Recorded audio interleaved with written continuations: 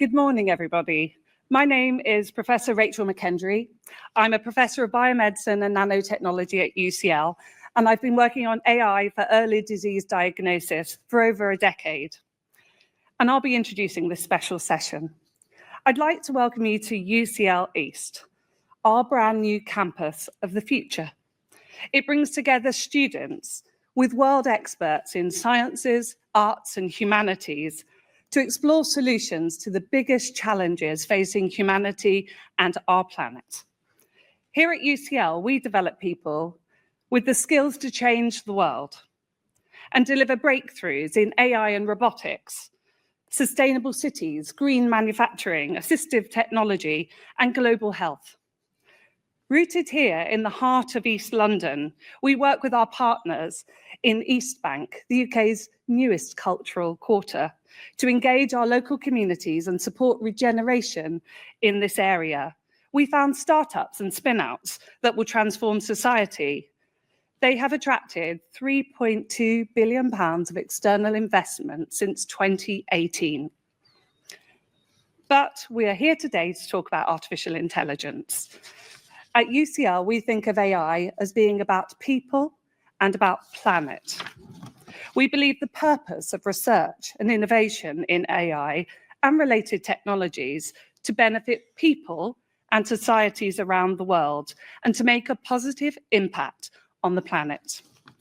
Discoveries here are enabling us to better diagnose and treat diseases such as infectious diseases and cancer, reduce carbon emissions, and develop assistive technologies for disabled people worldwide. And we've been doing this for some time. Just last year, AI pioneers Sir Demis Hassabis and Professor Geoffrey Hinton won Nobel Prizes.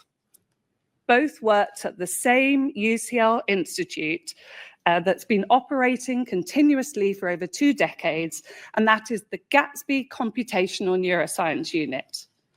So we are global leaders in AI research and innovation because we're part of an ecosystem that brings together students and world experts with industry, all supported by government, charities, and philanthropic funding. Through time, patience, and hard work over decades, we've been able to produce the kind of outcomes in AI that make a real difference for citizens here in the UK and around the world. Thank you.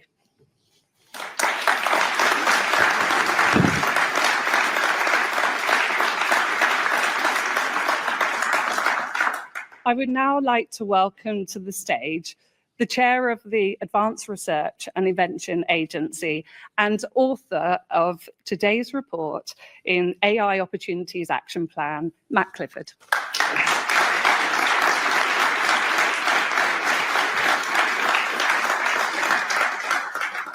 Good morning. I'm so excited to be here today to launch the AI Opportunities Action Plan and to kickstart its implementation.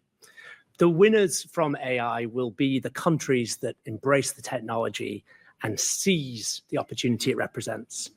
This plan is an ambitious plan designed to make the UK a true AI winner and to improve the lives of all our citizens.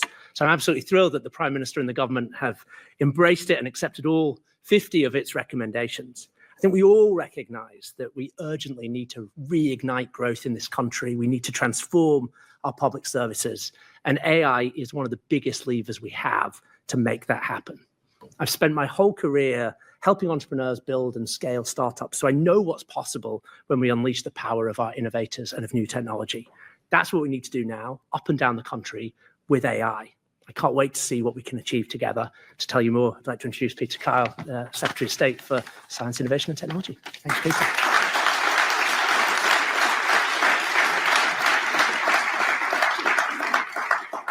Thank you to UCL for hosting us today, and thanks for Matt, not just for chairing it, but being here today to help launch his incredible action plan.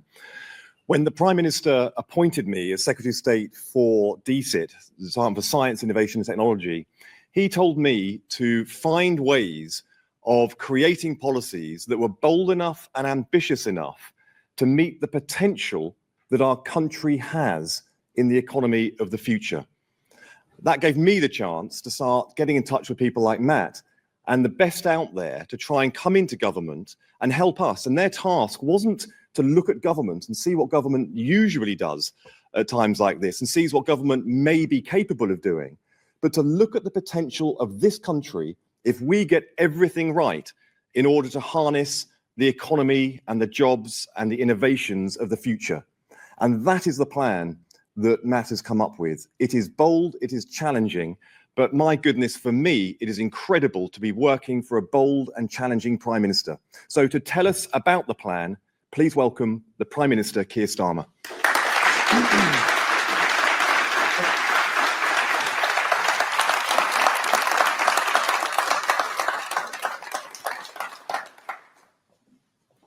Deb Kelly is a prison officer and a PE instructor. 2 years ago this month, she got up on a Saturday morning and collapsed on the floor. Her whole face had completely drooped. Her left side had gone completely weak. She was having a stroke. She was found by her son, rushed to hospital, where the doctors used artificial intelligence to help pinpoint the exact location of the blood clot. They successfully removed it. Now, as you know, with strokes, it's always a race against the clock. Too slow, and the patient may die. And every second of delay increases the risk of paralysis. But in Deb's case, with AI, the whole procedure took less than 3 minutes. It saved her life. I spoke to her this morning, and she's always been really clear about this. She said if that blood clot hadn't been removed, she wouldn't be here right now. I wouldn't have spoken to her this morning. That's the power of AI in action.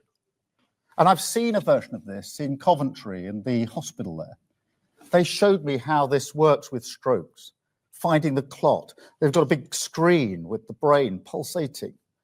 And it's really complicated. You've got to get the right point straight away as quickly as you can. It's revolutionary in terms of stroke care. And what that shows to me, Deb's story, what I saw for myself, is that AI isn't something sort of the future over the next hill. It's the present. It's already here, in Britain, changing lives. A chance to turbocharge growth, create the companies of the future, and radically improve our public services. I mean, we've known for a long time that it's pretty impressive. Never mind Luke Littler becoming the world champion at 17. We've seen computers learn Go from scratch and be the best in the world in just 3 days. Although, to be fair to Luke, I've not seen a computer throw a 180 yet. But look, for all those people, there are lots of people who say, well, that's all very well. What is Go? How does that help me? What does it mean for my life? That story of Deb shows the point. Because AI isn't something locked away behind the walls of blue chip companies. It's a force for change that will transform the lives of working people for the better. So if you're sitting around the kitchen table tonight, worried about the opportunities at your children's school, AI can help teachers plan lessons tailored to your children's specific needs. If you're worried about waiting times, aren't we all? AI can save hundreds of thousands of hours lost to missed appointments because it can identify those on the list most likely not to turn up and help get them the support that they need, maybe change for a more convenient appointment. It can spot potholes quicker, speed up planning applications, reduce job centre form filling, help in the fight against tax avoidance, and almost half the time that social workers spend on paperwork. Incredible. And yes, there will be teething problems. Of course there will. But we can't lose sight of the vast potential here. I mean, look at DeepMind, which we are all familiar with. That's already transformed our entire understanding of biology. The idea of personalized medicine tailored to your DNA, the hope of treating diseases that we once feared incurable, the ability to predict and prevent illness long before it strikes. Think of the lives that will save. Think about the impact on your life. Think about all the doctors and the nurses who will have much more time for the personal touch, the connection, the service that people really value. And in a way, that's the irony of AI. It will make public services more human, reconnect staff with the reasons that they came to public service in the first place, a force that will turbocharge every single element of our plan for change, the defining opportunity of our generation. Now, I do understand that change on this scale and at this speed can be worrying, particularly when experts warn about safety risks. And that's why the last government was right to establish the world's leading AI Safety Institute. And we will build on that. Indeed, later this month, the UK will lead the first ever global AI safety test, working alongside our international partners. So be in absolutely no doubt, we will make sure that this technology is safe. But I don't think that's the limit of what the state should do. And that's where I disagree with the last government. We shouldn't just focus on safety and leave the rest to the market. Government has a responsibility to make it work for working people. And the opportunities of this technology, they're not just going to somehow fall into our lap. This is the global race of our lives. Now, some countries are going to make AI breakthroughs and export them. Others will end up buying those breakthroughs and importing them. The question is, which of those will Britain be? AI maker or AI taker? And right now, you know this, the investors, the entrepreneurs, the researchers who will make those breakthroughs, they're looking around the world. They're choosing where to make their home. Trillions of pounds worth of investment at stake. The battle for the jobs of tomorrow is happening today. And we want data centers, employing hundreds of people in the Northeast, technology hubs, using the talents of researchers in the Northwest, world-leading robotics in the Southwest. But we have to be on the pitch. That's not just a question of economic policy.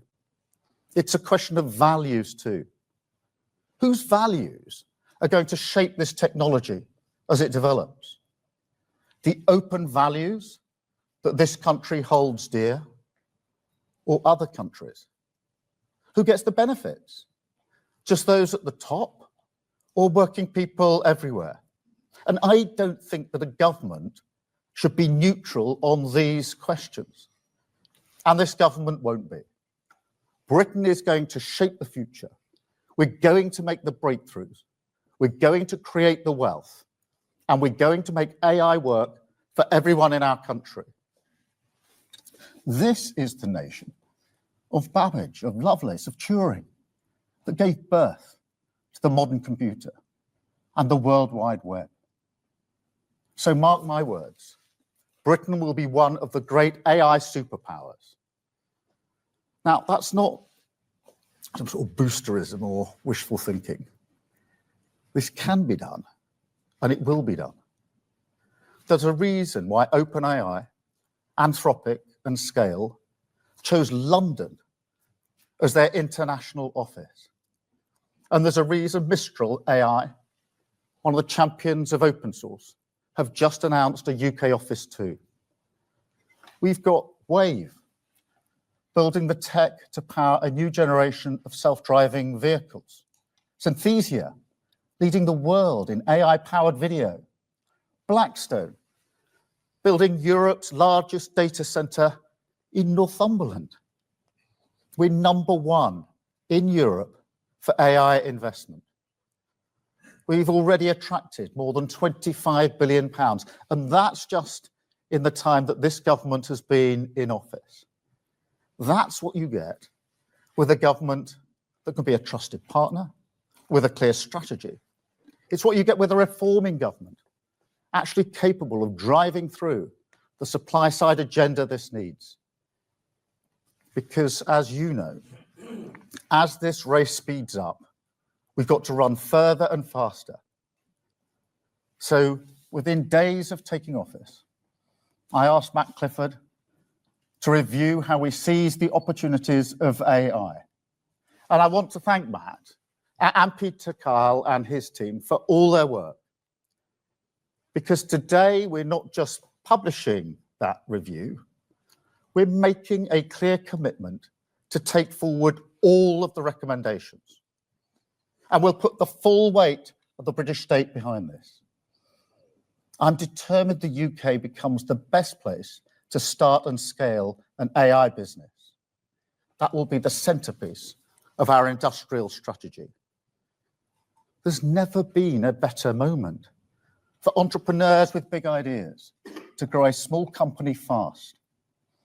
So we're going to create AI growth zones, breathing new life into sites like Culham in Oxfordshire. We're going to remove the blockages that hold you back. This is a government that backs the builders. So if you're looking at where to build your data centers, we'll speed up planning permission. If you need better access to power, and we all know how big a challenge that is, we'll get you those grid connections at speed. You've asked for a gold standard data access regime. So we'll develop a national data library, a clear and trusted copyright regime, and safe access to the unique resource of our NHS for research. And then, of course, the engine of AI progress. It's what's called compute. We'll increase our public sector compute, not by a factor of 2 or 3, or even 10, but by 20. Now, that's like upgrading from my dad's old Ford Cortina to a Formula One McLaren in one go. What about the talent? Well, we've got the high potential visa routes for the world's top talent to move here. And we're going to make it easier for tomorrow's talent to learn here, training tens of thousands of STEM graduates and apprentices. But perhaps most importantly of all, and let's be really crystal clear about this, when it comes to regulation, we will be pro-growth and pro-innovation. And on regulation, look, I know there are different approaches around the world, but we are now in control of our regulatory regime. So we will go our own way on this. We will test and understand AI before we regulate it, to make sure that when we do it, it's proportionate and grounded in the science. But at the same time, we'll offer the political stability that business needs. And of course, our British values, centuries-long heritage rooted in democracy and the rule of law. Put simply, our message to those at the frontier of AI capabilities is this: we want to be the best state partner for you anywhere in the world. That's the measure of our ambition. And to help us achieve that, we're not just accepting Matt's recommendations. We're bringing him into my team in number 10 so he can help develop them. And as well as Matt, I'm delighted that the inspiring Nobel Prize winner, Sir Demis Hassabis, is providing his expertise to the government as well. But remember, go back to that, those two challenges here. Our ambition is not just to be an AI superpower, but also make sure that this benefits working people. Now that, of course, starts with jobs and investment in every part of the country. So I'm really pleased here today to announce that Kyndryl are investing in a new technology hub in Liverpool. Now that alone will create 1,000 new jobs.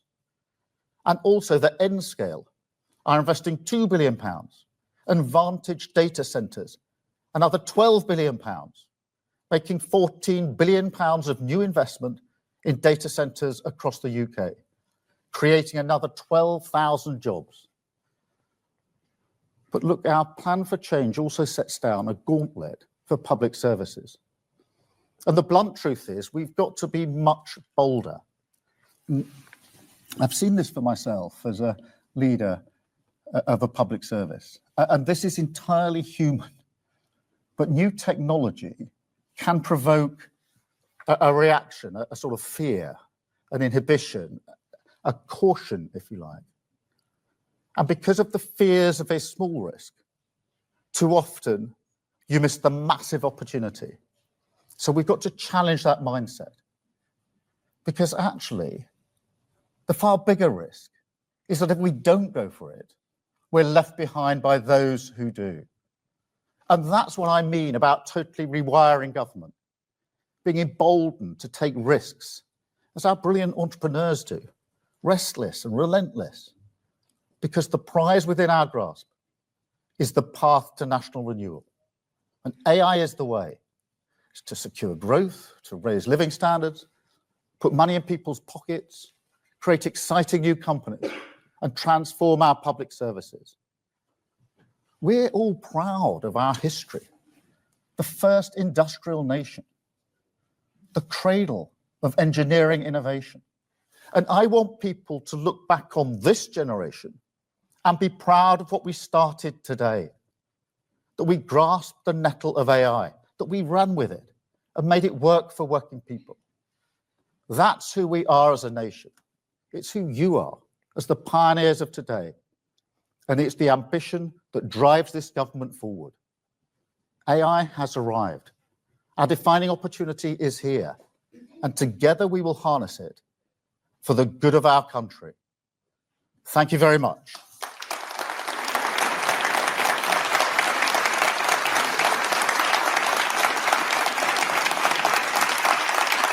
Thank you.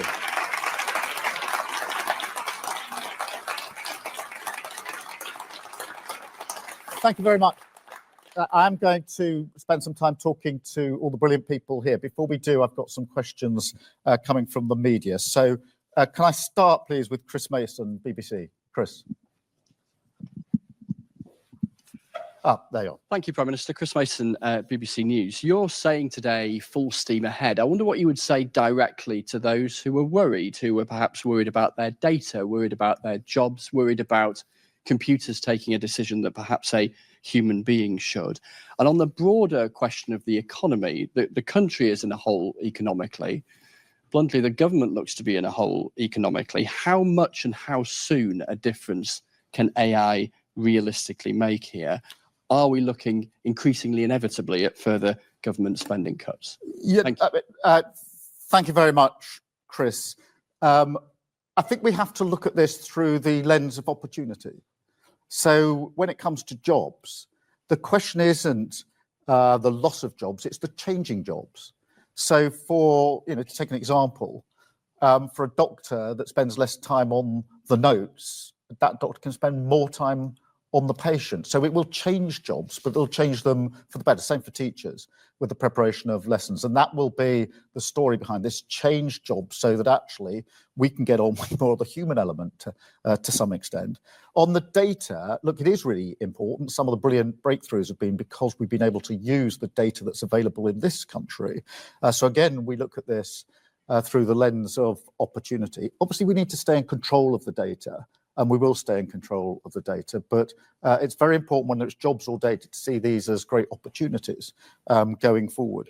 On the question of the economy, and for that matter, public services, yes, we've inherited a real mess in the economy by the last government. Same with public services. We've got to turn it around.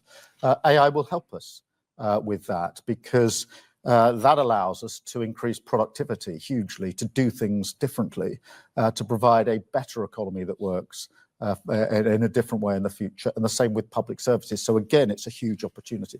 I would argue that we would do it in any event, whatever the state of the economy and public services, because it's obviously the right direction to go in, but it's doubly necessary because of the mess we've inherited from the last government. So we will use it to turn around the economy, use it to turn around our public services. Thank you very much, Chris. Can I go to Beth, please, from Sky News? Thank you.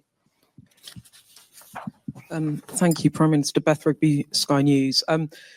Look, PM, UK borrowing costs are at the highest since the financial crisis. Investors are worried about massive borrowing and flat growth.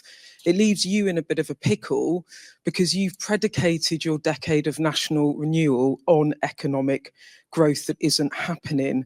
How is it changing your calculations on accelerating AI? And just to pick up on Chris's point, do you accept that in the meantime, you will have to implement some spending cuts in the coming year? Thank you. Thank you very much, Beth. The number one mission of this government is economic growth. And that was run through the budget. But there's much more that we're doing on economic growth, pulling those levers of change. So, for example, and I'll come to AI, your specific question, but changing the planning regime so we can get stuff built more quickly, whether that's housing or infrastructure, making sure that we're changing the way we supply our energy, which has been an inhibitor of growth for far, far too long, putting in place a really strong industrial strategy, which will have AI at its heart. So all of these things, and now AI on top of that, are all there to generate and make sure that we promote the growth that we desperately need in our economy. My big criticism of the last government over 14 years that we had flat growth, and that's why we're taking all these measures to drive growth in our economy. And some of these measures, necessarily planning, energy, industrial strategy, they're all measures that we're taking in addition to everything that we've done in the budget in relation to this. So that's how I see AI powering us forward in that regard. And I think it can do so quickly. If there's one thing I think we all need to be clear about with AI is it's going to change things quicker than we think. Most people who only a few years ago were saying it'd probably take a decade before AI makes the sort of change that's been talked about are now saying, no, more like 5 years, even 4 or 3. So AI is changing things very, very fast. And that's why we need to create the conditions so that this country can be at the forefront of that. I mean, Beth, the final thing on that, which is really important, is that we're really well placed for this. We're already in the top 3 or 4 in the world when it comes to AI. So this isn't a race where all countries of the world are sort of starting on the same line today. We're already well ahead in relation to that. So that's the way in which I see this helping us with the essential focus on growing the economy. Thank you. Can I come to Robert Peston, ITV? Hello, Prime Minister. Artificial intelligence looks set to be the industrial revolution of our lifetimes, possibly longer than that. Sam Altman is correct. This is going to be an enormously important year, 2025. He believes we're going to see artificial general intelligence this year. Now, in all industrial revolutions of this magnitude, there are shocks to the labour market. Some people's pay is flattened, other people lose their jobs. So what are you planning to do to protect the livelihoods of individuals, even if it seems highly likely artificial intelligence grows the economy very significantly? Growth does not necessarily mean that individuals' living standards will rise. And then separately, you haven't actually addressed either Chris's or Beth's point.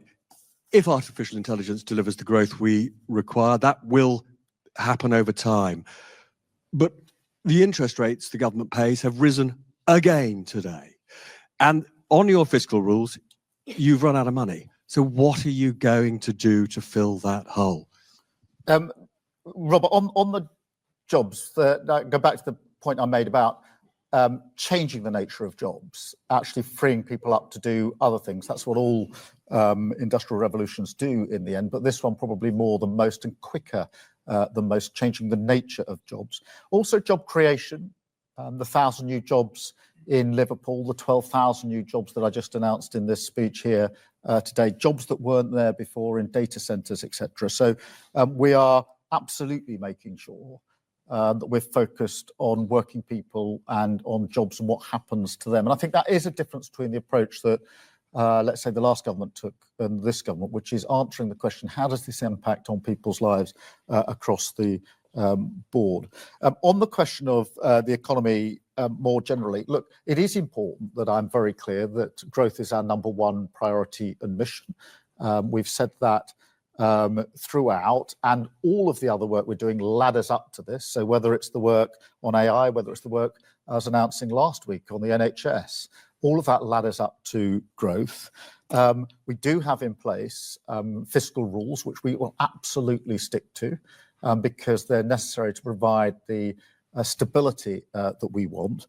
And of course, reform. And that is why, whether it's the economy or public services, I've always said that that is the lever that hasn't been pulled enough, in my view. And we need to pull hard and quickly and putting that in place. And, so for example, last week I was announcing on the NHS how we're going to drive up our work to make sure the waiting lists come down. That means more people back in work. It's why we're doing all the work that we are to make sure that our job centres are transformed so people are back into work. All of these measures are there to ensure we've got the economic growth that we need. But the stability, the rock, the foundation is those fiscal rules, which we will absolutely be keeping to. Thank you, Robert. Christopher Hope. Chris Hope, GB News. Prime Minister, even a 3-year wait for the benefits of AI is too long to help the economy now, this year, and next year. The pound is down, the economy is flatlining. You know all this already. Companies are complaining about your budget in October. What's your plan? Will you cut the benefits bill? And yes or no, will Rachel Reeves be your chancellor at the next general election?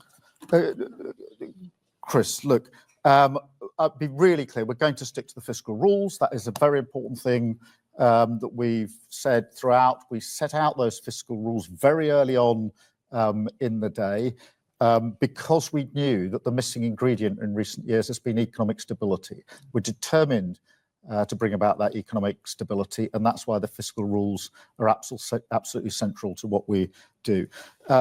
The changes we're bringing about, whether it's industrial strategy, planning, energy, etc., all of these are designed to ensure that we get the growth that we need, AI as well, and the reform that we're doing as well.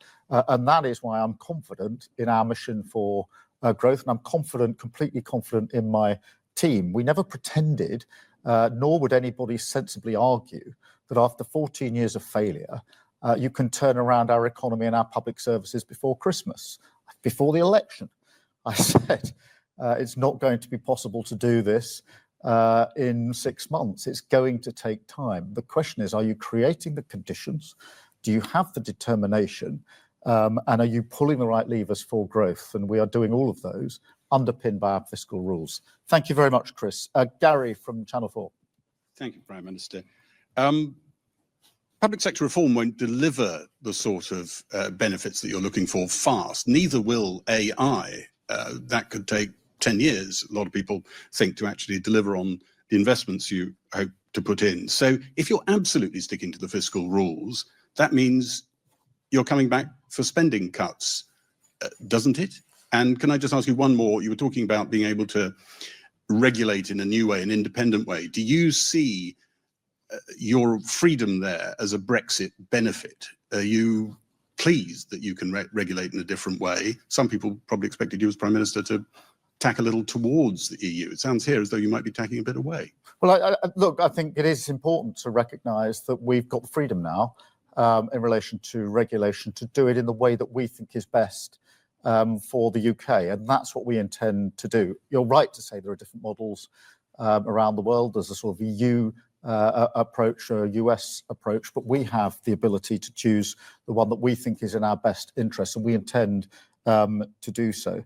On the question of the length of time it'll take for this to have an impact, I'll challenge you back. I don't think it's going to take 5 or 10 years to double productivity, not for a moment. And I've spent many hours pushing this around with AI experts to test those propositions. And I'm absolutely confident that the timeframes we're talking about here are much shorter than that, and that productivity, it's not sort of 10% increase in productivity. We're talking about many who say productivity will double in a very short period of time. That's the potential for the difference that it would make. And there are just so many examples of that. Thank you very much. Let us go to Andy at Channel 5. Thank you, Prime Minister. Andy Bell, 5 News. Your predecessor had an AI summit, and the next day he had a very chummy one-on-one broadcast session with Elon Musk. Now, you must be at least a bit worried that not only is presumably Elon Musk not wanting to invest in the country at the moment, but he will be telling anybody who will listen to him not to invest. I mean, what can you do about this? Well, Andy, I'm really pleased that very highly successful players within the sector have come out very strongly in support of the plan that we've put on the table in the last day or two. And that is really significant because in the end, as I said in my speech, they are the ones that will be making the breakthroughs of the future. They are the ones that are deciding where is it that they want to have their office, where is it they want to have their staff. And they're not just saying that they like the plan, they're voting with their feet, if you like, and they're setting up their offices in London, in this country. So I'm really pleased about that. We will work with anybody in this sector, by the way, whether it's Elon Musk or anybody else. We're a government that's focused on being number one when it comes to AI and working with all. But I'm very pleased by what's already been said by some of the key people in this field. So thank you very much, Andy. Natasha from LBC. Thanks, Prime Minister. Natasha Clark from LBC. You said that your plan will allow firms to use the unique resource of our NHS and our data. Which data is up for grabs, and will this be used to raise some money for the government? And just on the economy, is the Treasury right to be ruthless in their pursuit of spending cuts in the upcoming spending review? Thank you. Yeah, just on the NHS, the first thing I'd say is we are in a unique position in this country because we've got the National Health Service.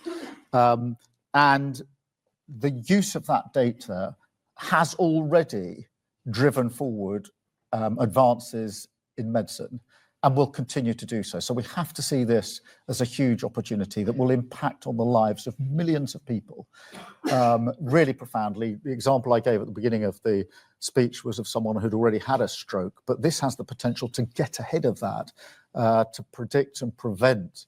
And what a difference that will make to the lives of millions of people. It is important that we keep control of that data. I completely accept that challenge, and we will also do so. But I don't think that we should have a defensive stance here that will inhibit the sort of breakthroughs that we need.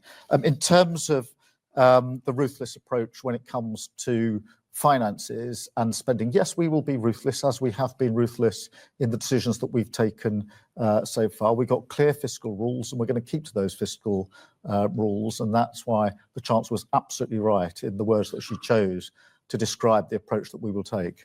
Thank you very much, Natasha. Max from The Times. Thank you, Prime Minister. There is increasing disquiet among your MPs and advisors over your Chancellor's decisions. The cost of borrowing is at a 30-year high, and the pound is at a 14-month low against the dollar. So let me ask again, and can you please be clear, will Rachel Reeves be your Chancellor for the duration of this Parliament? Rachel Reeves is doing a fantastic job. She has my full confidence. She has the full confidence of the entire party.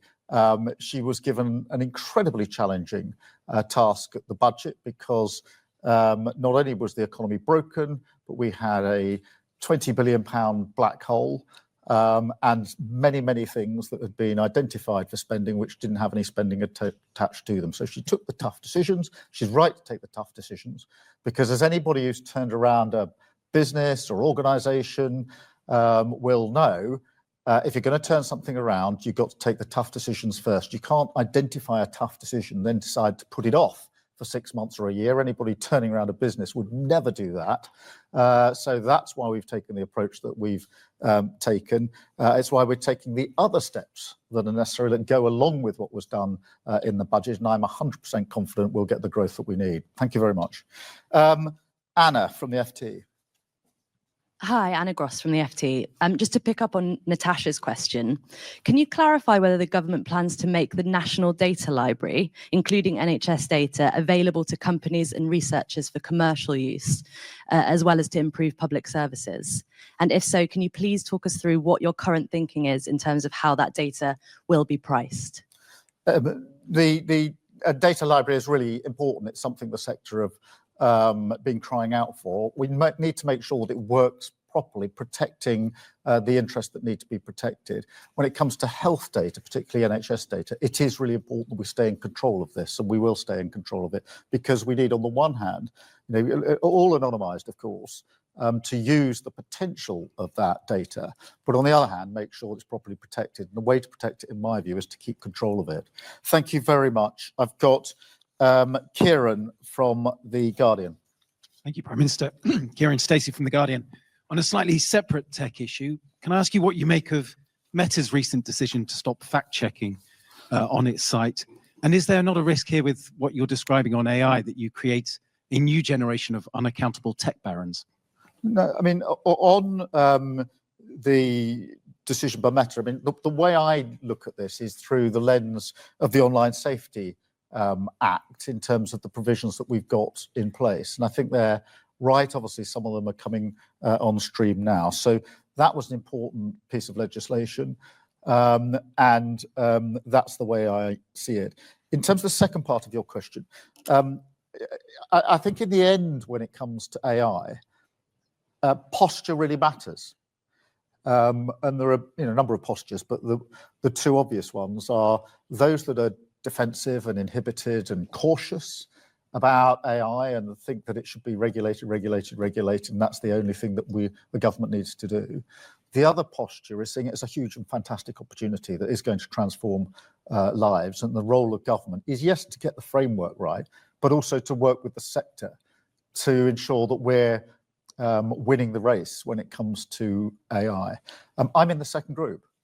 I think it's a fantastic opportunity. I think it's going to be a game changer, a revolution that is going to be quicker than some of the revolutions we've seen in the past. It's going to reach right into the lives of people up and down the country, and reach into those lives for better. If when you think about teaching, tailoring the lessons for the children who are actually going to be taught, what a fantastic thing to be able to do.